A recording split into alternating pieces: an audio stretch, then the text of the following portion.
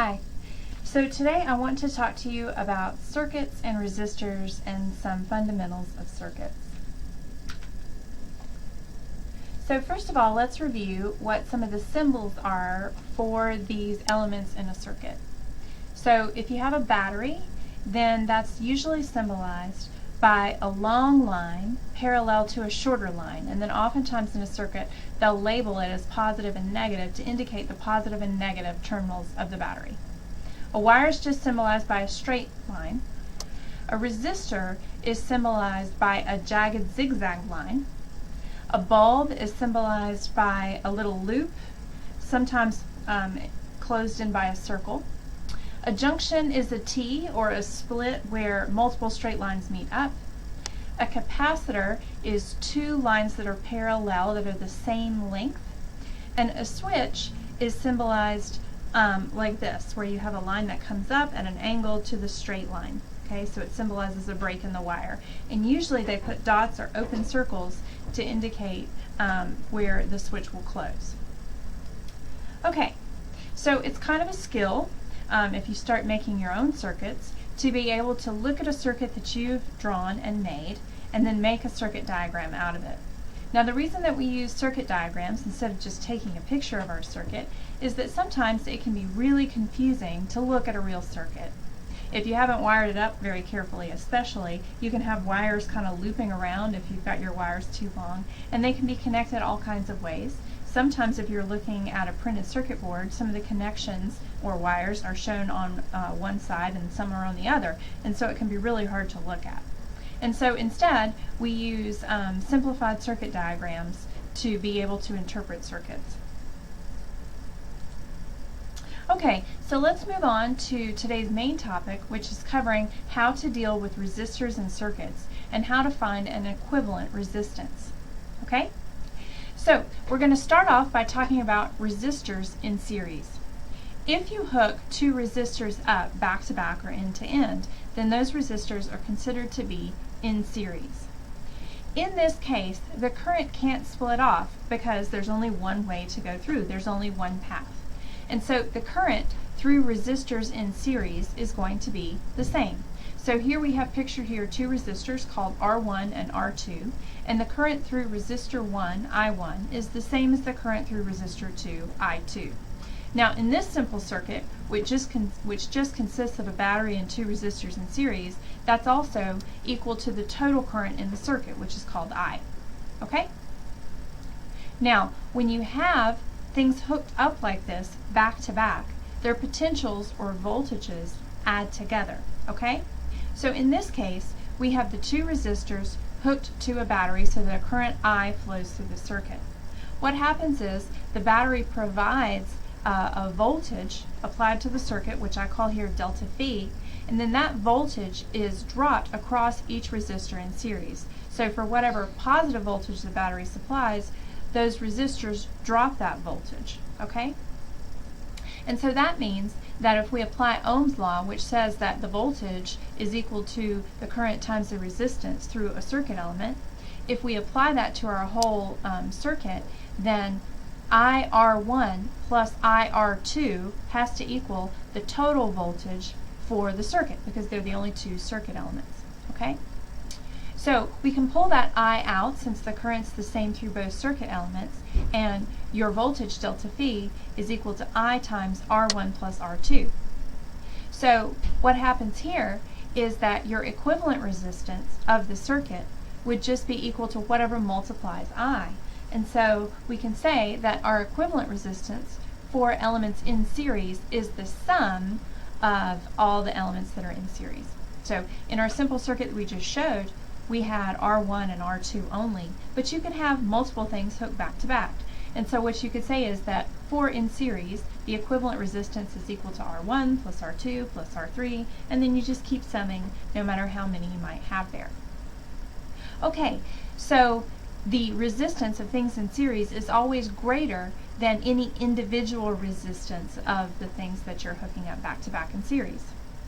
Now, one of the downfalls of series circuits is that if one of these resistors shorts out or fails so that current can't flow through it, then that means that the circuit as a whole is broken. and so all devices in that circuit are inoperative. If you're old enough, you might remember that Christmas tree lights used to be wired up this way. And so if you have things like that hooked in circuit or hooked in series in a circuit, then all the lights went out. Okay, and so what you can do with an equivalent resistance is you can use that equivalent resistance to calculate things for the circuit. For example, if you know what your voltage is and you know what your equivalent resistance is, then you can calculate the total current that the battery is going to supply, and then you can use that to calculate other important things. But the important takeaway from this slide is that if you've calculated your equivalent resistance, then you can use that in place of the individual resistors in the circuit to calculate important things. Now let's talk about parallel. Remember that the circuit drawn here indicates two parallel paths. In other words, you could successfully trace a path from the positive terminal of the battery back around to the negative terminal of the battery through both R1 and R2 independently, okay, without having to go through both resistors. So these two parallel paths are both directly connected to the positive and negative terminals of your battery with no circuit elements in between. Remember that the voltage drop across parallel paths is always the same. Okay? It's shown here as being true for a really simple circuit, but it's always true, even for more complex circuits, that if you have parallel paths, that the voltage drop across them is the same. In our little simple circuit here, you can see that if you traced a path from the left side of R1, you could make that go back to the positive terminal of the battery. And if you traced a path from the right side of R1, you can make that go back to the negative terminal of the battery. That means that for our simple circuit, the voltage drop across R1 has to be the voltage drop of the battery. The same could be said of R2. You can trace a path back to the positive terminal of the battery without going through any circuit elements, and from the right-hand side to the negative terminal of the battery without going through any circuit elements. That means that the voltage drop across R2 has to be the voltage of the battery. Now, although that's true for the simple, like I said, for more complex circuits, for parallel paths, the voltage drop is always going to be the same. Now let's talk about parallel paths and what happens to the current. If you have a junction, like is indicated here at A and B, then what happens is the current splits off at the junction. So you have the total current supplied by the battery because it's coming from the positive terminal there. It's going into the junction, so the sum of the currents into the junction would be I. There's only one. But coming out of the junction, you can see that there would be two currents, I1, which goes through R1, and I2, which goes through R2. Now the junction rule says that the sum of the currents in equals the sum of the currents out, so that means that I equals I1 plus I2. If we go to point B, we can see that we get the same equation. We have I1 coming through R1 coming back into point B, and we have I2 going through R2 that comes back into point B. So the sum of the currents into the junction is still I1 plus I2. And then the sum of the currents that comes out is still just I. So we end up with I is equal to I1 plus I2. Okay? Now if the resistances R1 and R2 are not the same, there's no reason that the currents I1 and I2 have to be the same either. Okay?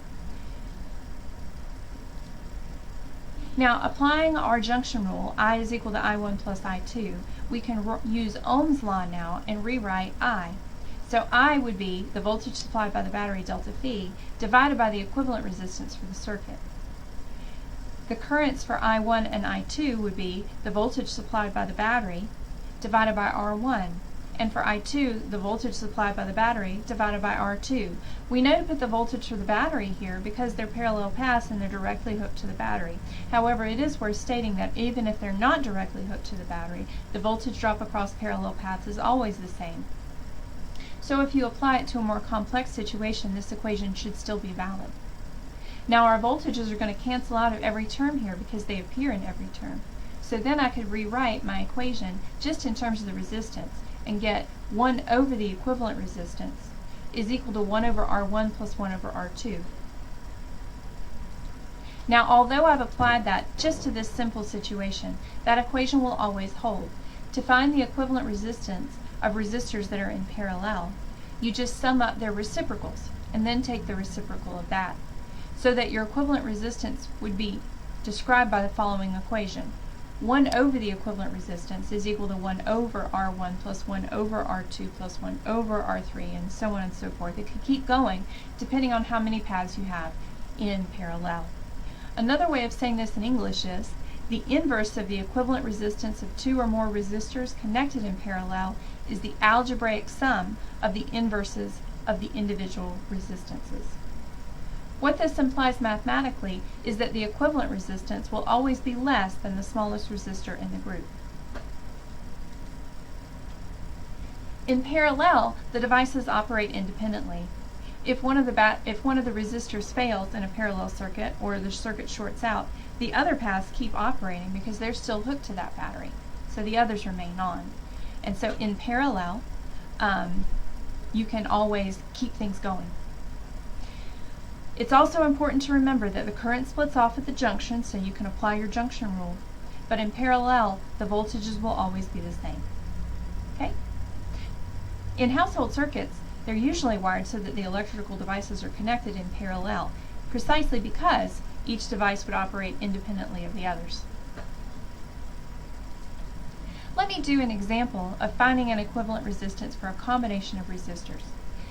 The combination that I want to focus on is shown in figure A here up top.